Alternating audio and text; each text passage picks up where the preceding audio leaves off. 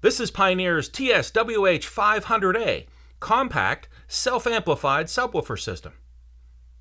The system features two separate woofer diaphragms operating in conjunction with one another.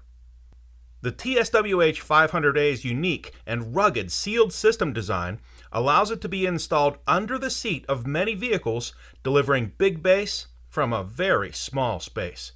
Let's take a look and see what's in the box. Oh, it's heavier than you think. Let's see here. All right, we've got a bit of packing here. I'm going to toss that aside. And we've got a few parts here.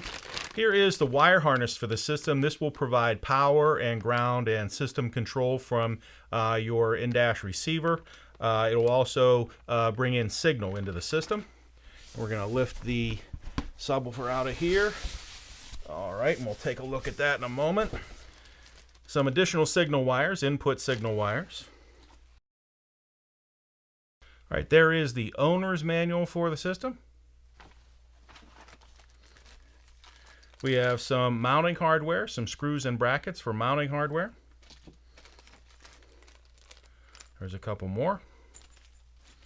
And we have the wired remote control to switch the system on and off and to change the parameters of the output. And finally, here's the warranty card. On the bottom of the TS-WH500A, you have mounting connections at the corners, and the hardware is included to mount down this product. Up here at the top left, you see both the power and ground connection and the remote controller connection. The base of the TS-WH500A is made of very durable and heavy metal. Both the top and the bottom of the TS-WH500A have a speaker diaphragm. They work in conjunction with one another to produce bass frequencies inside your vehicle. As you can see, the TS-WH500A has a very small footprint. It's made to fit under the front seat of many different vehicles. And that is Pioneer's TS-WH500A, compact, self-amplified subwoofer. And what's in the box?